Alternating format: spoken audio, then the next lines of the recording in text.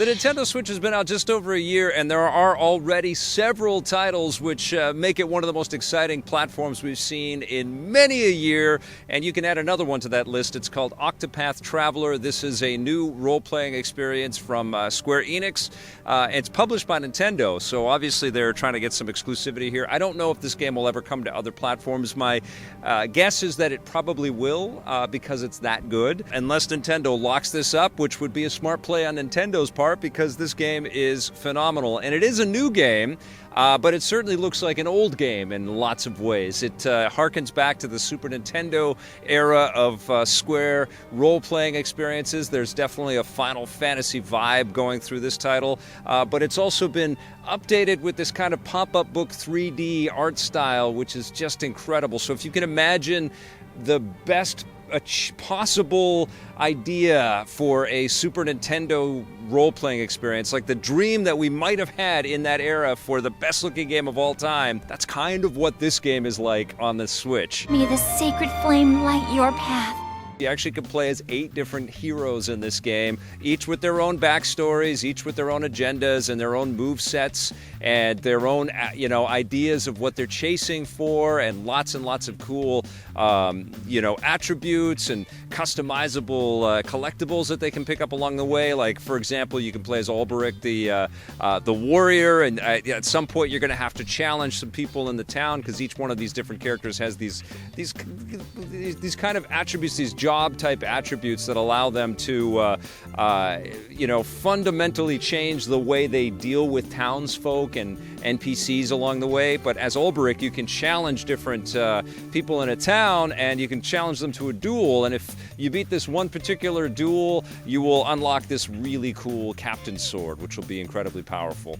And there's lots of elements like that all the way through this thing. So there's Alberic the warrior. I played as Ophelia the cleric, who gave me these cool magical abilities. I was using a staff, and so I had some kind of physical melee attack, but for the most part I was just healing people and doing some area effect stuff, using light powers, like shooting light beams from the sky or trying to hit a whole bunch of enemies at one time. And then you can pick up some extra passive skills along the way as well that just make you more efficient with your abilities. There's Hanit, who is also an incredibly strong character. She's kind of like this hunter who has the ability not only to shoot her arrows at different creatures and bad guys and stuff like that, but she can also capture some of these monsters and use them in battle. She has this great giant cat beast that is very useful in battle and doesn't use magic points, which are great, so you can constantly use your beasts as Hanit as you work your way through the game. There's also Tressa, who's this merchant who finds money all over the place and is able to negotiate some good terms, and has the ability. One of the powers that she's able to unlock is the ability to take money during battle from some of the bad guys that you're fighting. She's got an optimistic streak about her. She's very pure of heart. She's a nice addition to the team. I also liked Cyrus, who is this scholar who has the ability to analyze the enemies, and he's got these scholar powers, like being able to throw down fireball. Like, basically he's well read, and he's got some spells that he can throw down, so he's a pretty powerful character as well, even though he's a little bit more studious. And he's kind of got this love interest from some of his students in there. He's kind of like this absent-minded professor. Reminded me a little bit of like an Indiana Jones type who goes out into crazy adventures and then comes back and talks about sort of boring schoolwork with students that fall in love with him. There's also a thief named Therion, and there's an apothecary named Elfin. I'm gonna save folks the world over. And so what you do is you choose one at the beginning, and you don't have to worry too much about what character you're going to choose. You can change up which character is going to be your lead in the towns that you'll visit along the way. You can have 4 of the characters, 4 of the 8 out at one time, and you want to try to level them up as much as you possibly can.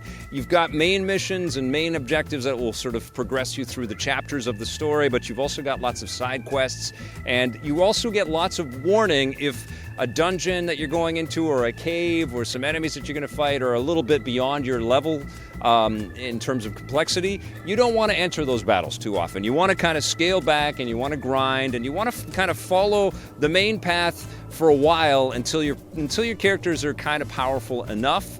And then you will find that the combat is actually really, really satisfying and fun. You're going to get your butt kicked probably from the first boss or two that you go and meet up with, but you're going to learn some pretty key fundamental principles with the way that you're going to do all of your fighting later on. So you want to, of course, level up and stock yourself up on lots of healing grapes. There are olives that will bring your characters back to life, lots of food-themed items. You want to go into each one of these battles well equipped with the right armor, but I think almost more importantly, you want to have lots of extra items that you can use to heal yourself and revive your characters, because they will fall and you are going to have to save often and restart from checkpoints every once in a while.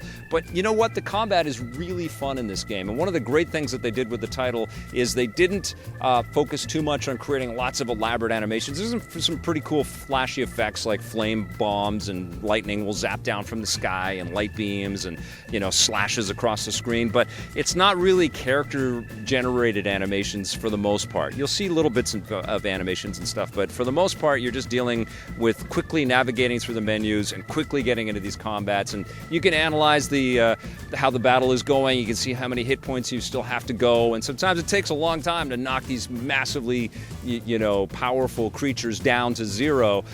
But it's rewarding and fulfilling, and you'll find yourself going, yes, at the end of it, which is exactly what you want out of an RPG, especially one that introduces a lot of random battles. And this follows a lot of the tropes of the the Super Nintendo era role-playing experiences. So random battles are all over the place, but fighting is fun.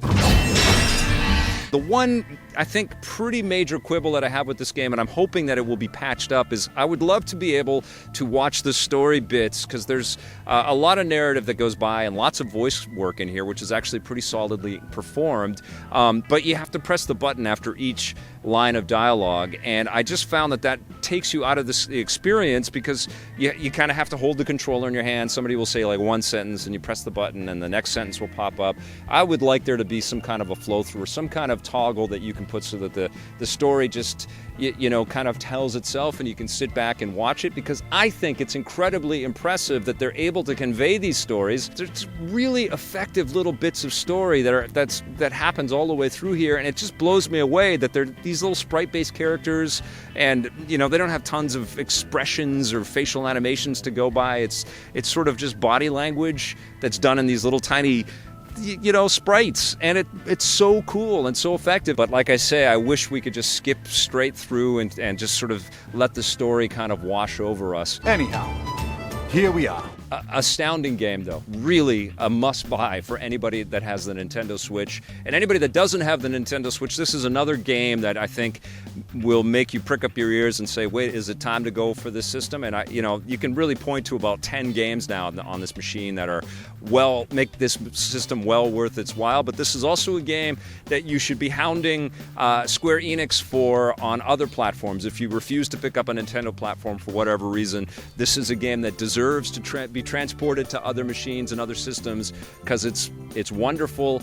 And I have a very strong suspicion that this is going to be a massive success, and that this is not going to be the last that we're going to see of Octopath Traveler, nor of this unique art design. I think we're going to see this again and again, because it's so wonderful. And boy, what a treat it is to play Octopath Traveler. I'm going to give it a 9.5 out of 10.